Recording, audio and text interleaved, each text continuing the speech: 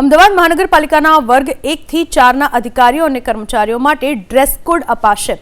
પુરુષ કર્મચારીઓ બાદ હવે મહિલા કર્મચારીઓને પણ યુનિફોર્મ આપવામાં આવશે, જેને લઈને ₹60,59,000ના યુનિફોર્મના કાપડ ખરીદવા માટેની દરખાસ્ત મટીરિયલ એન્ડ મેનેજમેન્ટ કમિટી સમક્ષ મૂકવામાં આવી।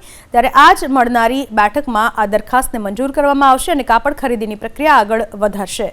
મ્યુનિસિપલ કોર્પોરેશનમાં ફરજ બજાવતા અધિકારીઓ અને કર્મચારીઓની એક આગવી ઓળખ બની રહે અને ફિલ્ડમાં પણ તેઓની ઓળખ ઊભી થાય તેને ધ્યાનમાં રાખીને કર્મચારીઓ માટે અલગ અલગ યુનિફોર્મ નક્કી કરવામાં આવ્યો।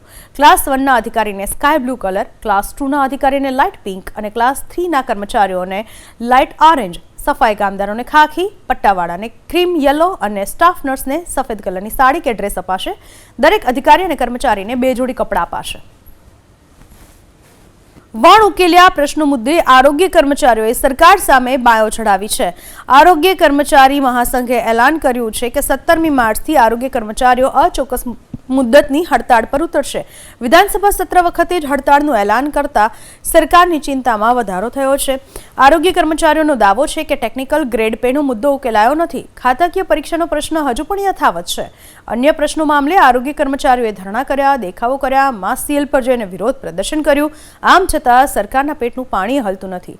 જ્યારે હડતાળ પાડવામાં આવે ત્યારે ખાતરી આપવામાં આવે છે, પરંતુ અત્યાર સુધી કોઈ અમલ કરાયો નથી। ત્યારે હવે ગુજરાત આરોગ્ય કર્મચારી મહાસંઘે 17મી માર્ચથી રાજ્યના 25,000 આરોગ્ય કર્મચારીઓને અચોક્કસ મુદ્દતની હડતાળ પર જવાની ચીમકી આપી છે।